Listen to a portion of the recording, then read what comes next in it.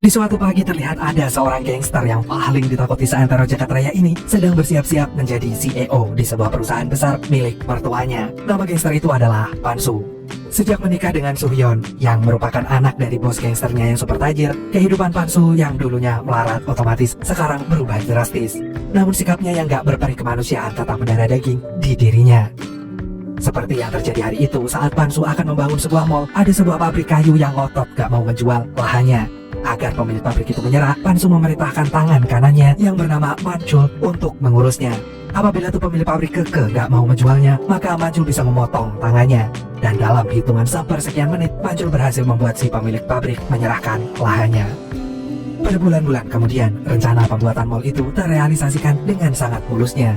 Dan untuk merayakannya, Pan-su me time dengan pergi ke kedai ramen langganannya sewaktu muda dulu. Namun, mood makan Pan-su mendadak hancur saat ramenya terasa nggak seenak dulu. Rupanya sang pemilik kedai itu sudah berganti orang. Mengetahui kenyataan itu, Pan-su buru-buru membayarnya tanpa menghabiskan ramennya.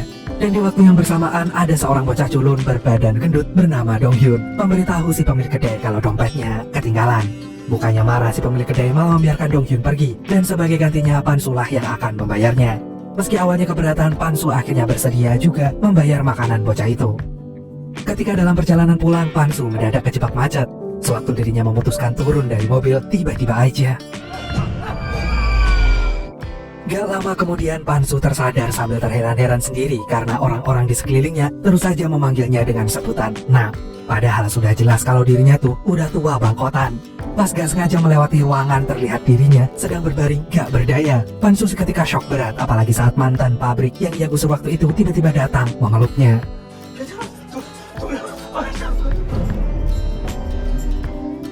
Dokter menyatakan Pan-su mengalami amnesia akibat kecelakaan tadi. Namun Pan-su tahu betul kalau jiwanya saat ini sedang tertukar dengan Dong-hyun.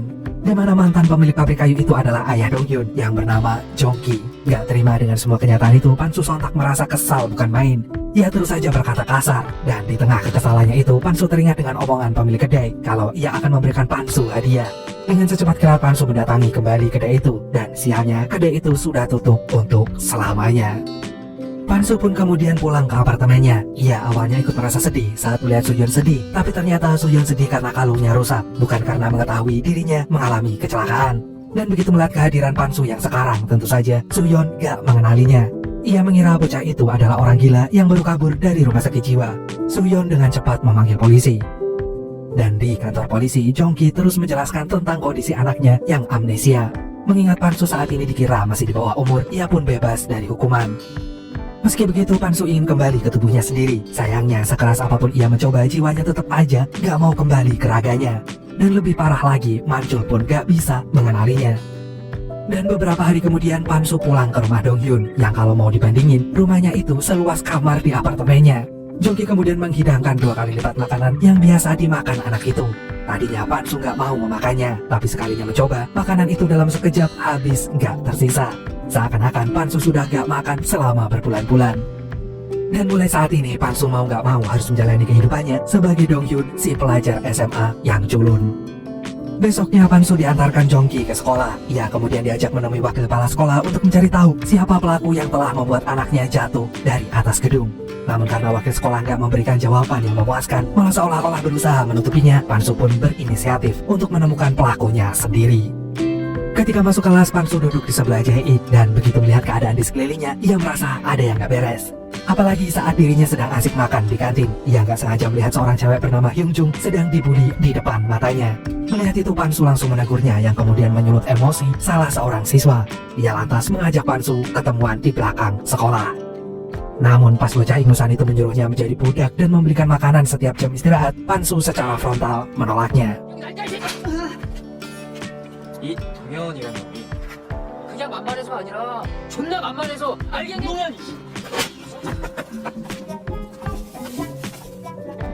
Gak ingin kejadian barusan tersebar luas, geng pembuli itu pun mengancam Jae-ik untuk tutup mulut. Sebagai jaminannya, mereka berencana menelanjangi Jae-ik sambil direkam. Tepat saat geng pembuli itu akan melakukan aksinya, Pan-su pun muncul. Ia langsung merampas ponsel si pembuli. Ternyata di ponsel itu tersimpan video sebelum Dong-hyun jatuh. Jadi Dong-hyun berusaha menyelamatkan sepatu Hyung-jun yang tergantung di sebuah tiang di atas gedung agar mereka berhenti membuli Hyung-jun. Tapi naas posisi Dong Hyun gak seimbang, hingga akhirnya ia pun jatuh dan menimpa Pansu. Pansu pun kemudian mengembalikan ponsel itu ke geng pembuli. Ia memperingati mereka agar berhenti mengusik dirinya lagi. Kalau sampai mereka tetap bebal, Pansu pun gak akan segan-segan menyerahkan video itu ke pihak berwajib. Malamnya Pansu ke rumah sakit. Ia kali ini mencoba meyakini Manjul bahwa ia adalah Pansu yang terjebak di raga orang lain. Awalnya Manjul gak percaya, tapi pas Pansu membeberkan satu persatu fakta tentang dirinya dan Manjul pun akhirnya yakin kalau bocah itu adalah bosnya. Manjul kemudian memberitahu Pansu kalau saingan gangster lainnya yang bernama Bos Yang sedang menyiapkan sebuah rencana untuk membalas dendam ke Pansu. Akibat Pansu dulu gak mau melepaskan proyek pembuatan mall untuk Bos Yang. Dan esok harinya Pansu lagi nelpon Manjul untuk mencarikan tempat tinggal sementara. Namun Hyung Jung gak sengaja menabraknya sampai-sampai gak menyadari gantungan kuncinya jatuh. Karena Hyung Jung terus melengos pergi, Pansu pun terpaksa mengejarnya untuk mengembalikan gantungan kunci itu. Dan betapa kagetnya Pansu begitu melihat ibunya Hyung Jung ternyata adalah mantan kekasihnya. Ia adalah Oh Mi-sun. Jadi, mereka dulu sempat pacaran cukup lama, dan tempat favorit mereka saat pacaran, yaitu kedai ramen yang waktu itu Pansu datengin. Ketika mendengar Pansu memanggil namanya begitu aja tanpa menggunakan embel-embel ibu, Oh Mi-sun spontan penoyor Pansu bertubi-tubi agar menjaga sopan santunnya dengan orang yang lebih tua. Pansu lantas memiliki firasat kalau Hyung Jung adalah anak kandungnya. Untuk membuktikannya, ia meminta Manjul mengambil rambut di raganya yang sedang terbaring koma. Sementara Pansu sendiri nekat menjambak rambut Hyung Jung hingga membuat Hyung Jung kesal. Gak lama kemudian hasil dananya telah keluar, di mana Hyung Jung adalah anak kandungnya. Mendadak Pansu teringat saat Hyung Jung dibully di sekolah. Ia kemudian dihinggapi perasaan bersalah yang sangat besar. Begitu melihat Hyung Jun kembali diusik geng pembuli yang menuduhnya telah mengambil lipstik mereka, dengan gercepnya Pansu membela Hyung Jung. Ia terpaksa bilang kalau ialah yang mencuri lipstik itu. Kini lipstik itu udah Pansu buang karena ia nggak menyukai warnanya. Dan akibat kejadian barusan, Pansu meminta Manjul membasmi semua pembuli itu. Tapi walaupun Manjul adalah seorang gangster, ia nggak mau berurusan dengan anak di bawah umur. Manjul menyarankan agar Hyung Jung ikut bela diri, sementara Pansu sebaiknya diet aja. Dan sesuai dengan saran Manjul, Pansu pun mengajak Hyung Jung untuk belajar bela diri bersama Manjul. Pansu sendiri menyibukkan diri dengan olahraga untuk menurunkan berat badannya.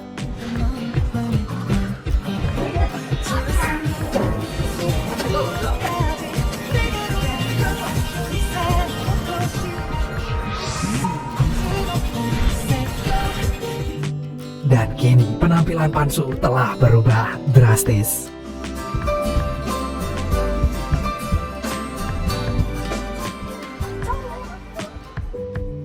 Hari demi hari berlalu, hubungan Pansu dan Hyung Jun semakin akrab. Dan hari itu Pansu sengaja mampir ke rumah Hyung Jung hanya demi melihat foto masa kecil Hyung Jun. Bahkan ia diam-diam memotret foto Hyung Jung pas masih bayi di HP-nya. Ia lalu nggak sengaja menemukan sebuah buku yang berjudul Anakku Bisa Bahagia Bahkan Tanpa Ayah. Seketika Pansu pun merasa tertampar. Dan di sisi lain terlihat Jongki sekarat banting tulang bekerja di sebuah supermarket. Dan di saat dirinya dalam perjalanan pulang, rentenir tiba-tiba menghadangnya. Karena Jongki gak mau menyerahkan uang gajiannya untuk membayar hutangnya, para rentenir itu pun langsung menghajar Jongki. Pansu yang kebetulan lewat pun segera menolongnya. Gak ingin anaknya terluka, Jongki buru-buru melindungi Pansu dengan memeluknya dan membiarkan tubuhnya yang menanggung pukulan berkali-kali dari rentenir itu. Hingga akhirnya ia pun gak sadarkan diri. Atas kejadian barusan, Pansu mengirimkan Manjul untuk memberi pelajaran pada lintah darat itu.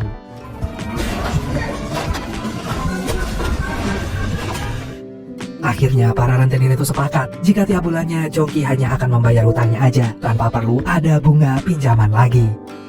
Sementara itu Pansu memasakkan bubur untuk Jongki yang kini sudah mulai sadarkan diri. Dan besoknya pas Hyung Jung gak sengaja menabrak geng pembuli, mereka berulah kembali. Gak ingin harga dirinya diinjak terus-terusan, Hyung Jung pun langsung membela dirinya sendiri.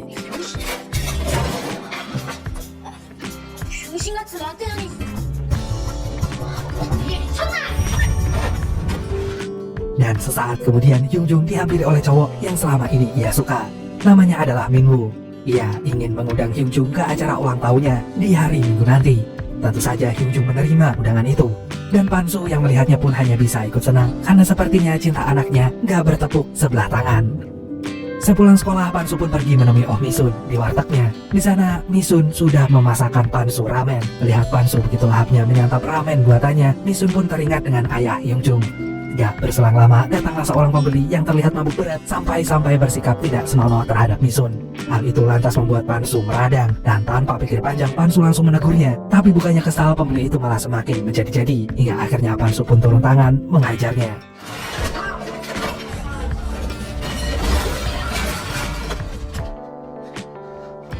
네가 뭔데 날 자꾸 미선이라고 불러? Pansu kemudian memberitahu Misun tentang semuanya, kalau dirinya saat ini tertukar dengan jiwa Donghyun. Tadinya Misun bersikeras gak mau percaya dirinya, tapi pas Pansu bisa menjawab dengan tepat di mana pertama kali mereka bertemu secara detail, Misun pun akhirnya percaya.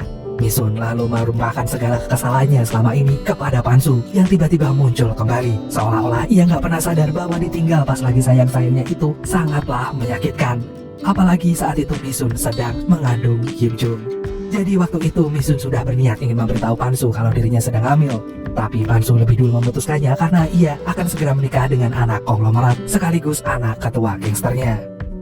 Dan di hari selanjutnya Pansu pun mengajak Misun ketemuan di kafe untuk mengungkapkan isi hatinya yang sebenarnya, yang dimana dia sangat menyesal karena telah meninggalkan Misun. Seandainya aja waktu itu Misun memberitahunya, ia pasti akan memilih Misun. Namun apa daya, nasi udah menjadi bubur, dan kini Pansu pun hanya bisa menyesalinya. Sementara itu Misun yang mendengarkannya sudah gak tahan lagi. Ia buru-buru pergi dari sana yang kemudian langsung dikejar oleh Pansu. Dan setelah berhasil mengejar Misun, Pansu pun mendapatkan telepon dari Jae kalau Hyunjung sedang dalam bahaya di pesta ulang tahunnya Minwoo. Saat itu juga Pansu langsung tancap gas ke pesta ulang tahunnya Minwoo. Rupanya Minwoo ini adalah ketua dari geng pembuli. Hyunjung sama sekali gak menyangka bahwa Minwoo, si ketua OSIS yang kelihatannya kalem itu, ternyata berhati seperti iblis. Di situ Minwoo menyuruh Hyunjung meminum wine, tapi karena Hyunjung menolaknya, ia pun dengan senang hati menyiramkan wine itu ke kepala Hyunjung. Dan di saat Hyunjung akan dibully kembali, untungnya Pansu udah datang menolongnya.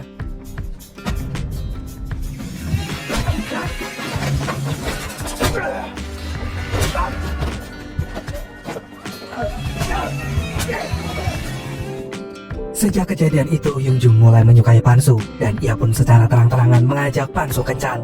Mendengar itu, Pansu sontak merasa sangat frustasi. Begitupun yang terjadi dengan Misun yang spontan terkaget-kaget saat tahu anaknya mau mengajak kencan Pansu. Ia lantas menyuruh Hyunjung menjaga jarak dengan Pansu. Dan gak lama dari itu, Misun memperingati Pansu untuk menjauh dari Hyunjung, kalau perlu benar-benar menghilang dari hidupnya. Kali ini Misun sudah habis kesabarannya. Ia juga nggak ingin nantinya malah dituding sedang selingkuh dengan Pansu. Tepat setelah Misun mengatakan itu, Hyunjung datang dengan sangat kebingungan. Mau nggak mau Pansu akhirnya bilang kalau ia pun mencintai ibunya Hyunjung. Sontak saja Hyunjung kaget. Saking kagetnya ia bergegas pergi dari sana, dan Pansu terpaksa melakukannya agar Hyunjung berhenti mengajak dia berkencan. Di sisi lain, Manjul mendadak nggak diperbolehkan masuk ke ruangan bosnya sesuai dengan perintah dari mertua bosnya. Ia kemudian mengabarkan kabar buruk itu kepada Pansu. Rupanya Sohyun telah bersekongkol dengan bos yang untuk memfitnah Pansu telah menggelapkan uang $3 juta. Hal itu Sohyun lakukan gara-gara bos yang memergoki perselingkuhannya. Mengingat ayahnya itu sangat membenci perselingkuhan, Sohyun bisa-bisa dicoret dari kakak dan ia otomatis gak akan bisa dapat warisan dari ayahnya. Demi meluruskan kesalahpahaman itu, Pansu meminta Manjul untuk segera mengirimkan surat ke ayah mertuanya. Malamnya, bos yang menyelinap masuk ke ruangan Donghyun yang jiwanya masih terjebak di raga Pansun. Namun, di luar dugaan, Donghyun tiba-tiba sadar dari komanya hingga membuatnya kaget dan jatuh pingsan. Dan hal yang sama pun terjadi dengan Donghyun. Ia pulang ke rumahnya sambil merengek nangis.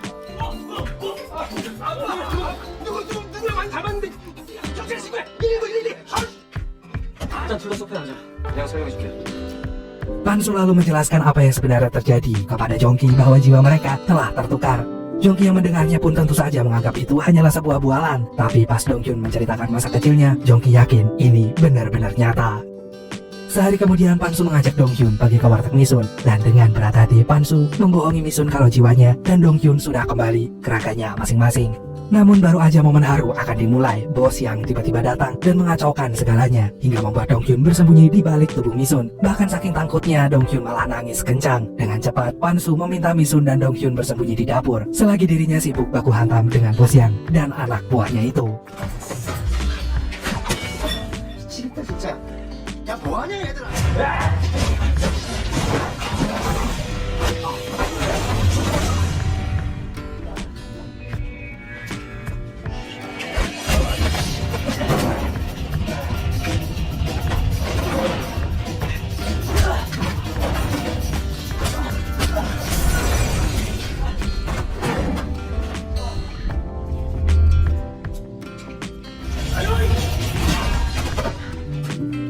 Melihat Pansu sudah terluka parah, Misun pun keluar sambil membawa tabung gas. Ia mengancam akan membakar wartegnya jika Bos Yang dan anak buahnya itu nggak segera pergi dari sana.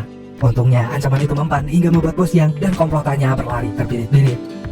Setelah semua kekacauan itu berakhir, Misun pun mengatakan ke Raga Pansu bahwa selama ini Misun sebenarnya masih menantikan Pansu bisa kembali hadir di hidupnya. Mengingat semakin Hyunjung bertumbuh, ia semakin terlihat mirip dengan Pansu dan itu membuatnya semakin merindukan Pansu. Selang beberapa jam kemudian, Pansu meminta Donghyun untuk bertemu dengan ayah mertuanya dan ngomong sesuai instruksinya. Dan dengan sangat hati-hati Donghyun masuk ke rumah mertua Pansu. Rupanya ayah mertuanya itu sudah tahu rencana busuk Suhyun dan Pusyang.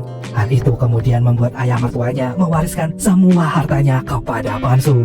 Gak terima dengan keputusan ayahnya, Suhyun memberitahu ayahnya kalau Pansu juga telah selingkuh dan memiliki seorang anak.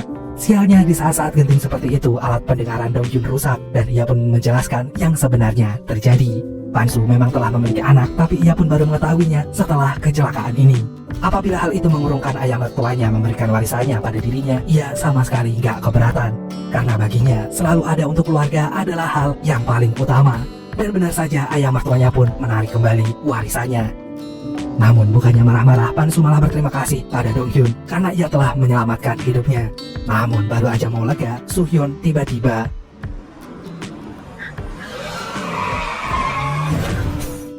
merasa hidupnya udah nggak lama lagi. Pansu segera minta maaf pada Hyunjung. Maaf karena ayah nggak bisa ada di saat kamu dilahirkan di dunia ini. Maaf karena ayah nggak bisa melihat proses tumbuh kembangmu selama ini. Dan maaf karena ayah nggak bisa ada untukmu. Dan setelah mengatakan itu, Pansu pun nggak bergerak sedikit pun. Bersamaan dengan itu, tubuh Donghyun tumbang dan ikut nggak sadarkan diri. Ketika memasuki ruang operasi, Pansu bertemu dengan pemilik kedai waktu itu. Ia menanyakan apakah Pansu suka dengan hadiahnya.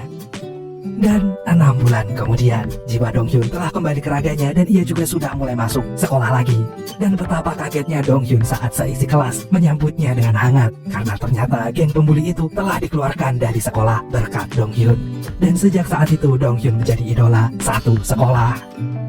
Sementara itu, Pansu dan Misun telah bersatu kembali. Kini sehari-harinya Pansu dan Jongki membantu Misun menyiapkan hidangan untuk restoran yang baru aja mereka buka. Begitupun dengan Manchul yang saat ini telah menjadi kuli panggul karena yang bisa diandalkan hanyalah ototnya. Dan akhirnya mereka pun hidup bahagia.